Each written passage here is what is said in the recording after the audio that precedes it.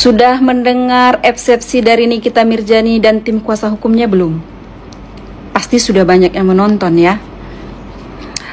Di sini akan kita bahas, memberikan edukasi apa sih yang dimaksud dengan eksepsi itu dan apa beda eksepsi dengan pledoi. Di sini kita tidak menggurui siapapun, kita tidak mempengaruhi siapapun, kita tidak pro terhadap siapapun, ini hanya edukasi. Kita akan bahas apa sih yang dimaksud dengan eksepsi. Eksepsi itu adalah sanggahan terdakwa terhadap dakwaan jaksa penuntut umum yang dituduhkan kepadanya.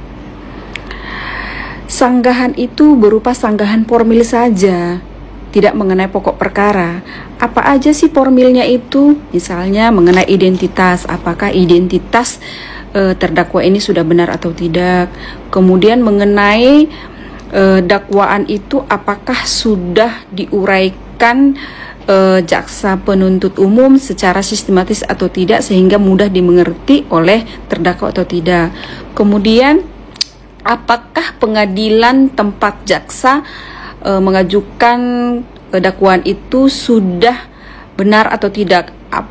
Benar atau tidak itu maksudnya berwenang atau tidak pengadilan itu mengadili perkara yang diajukan oleh jaksa penuntut umum ini. Kemudian apakah dakwaan itu sudah pernah diajukan sebelumnya dan sudah mendapat putusan yang ingkrah.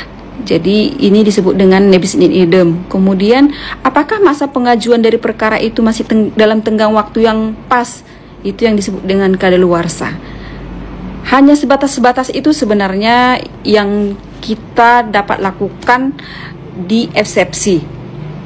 Kita belum bisa menjangkau di pokok perkara atau materinya. Di manakah pembelaan materi itu bisa dilakukan? Itu bisa kita lakukan di pledoi.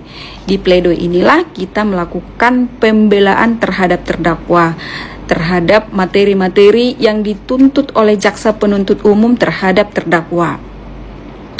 Disinilah kesempatan dari terdakwa melakukan pembelaan bahwa tidak benar tuntutan atau dakwaan jaksa penuntut umum yang dituduhkan kepada terdakwa.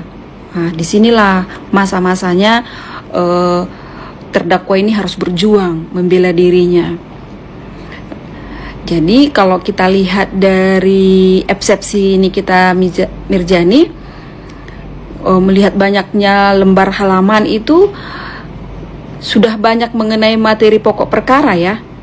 Tapi kita nggak tahu apakah nanti bagaimana hakim menilai apakah eksepsinya itu masih masuk ranah eksepsi atau sudah mengenai ranah pledoi. Kita lihat aja nanti bagaimana hakim memutuskan ya. Dalam kasus Nikita Mirzani, jaksa penuntut umum sudah memberikan tanggapannya terhadap eksepsi yang diajukan oleh Nikita Mirzani dan kuasa hukumnya. Nah, setelah jaksa penuntut umum membacakan tanggapannya, persidangan selanjutnya adalah pembacaan putusan sela. Di mana dalam putusan sela ini, majelis hakim akan memutuskan apakah majelis hakim setuju dengan eksepsi dari terdakwa atau setuju dengan sanggahan dari jaksa penuntut umum. Apabila majelis hakim setuju dengan eksepsi dari terdakwa, maka perkara akan diberhentikan. Dan apabila majelis hakim setuju dengan sanggahan dari jaksa penuntut umum, maka perkara akan dilanjutkan dengan persidangan materi pokok perkara. Dalam materi pokok perkara inilah akan dibahas apakah dakwaan jaksa penuntut umum itu terbukti atau tidak. Nah, kita menunggu persidangan berikutnya ya, apakah majelis hakim setuju terhadap jaksa penuntut umum atau setuju terhadap eksepsi dari terdakwa.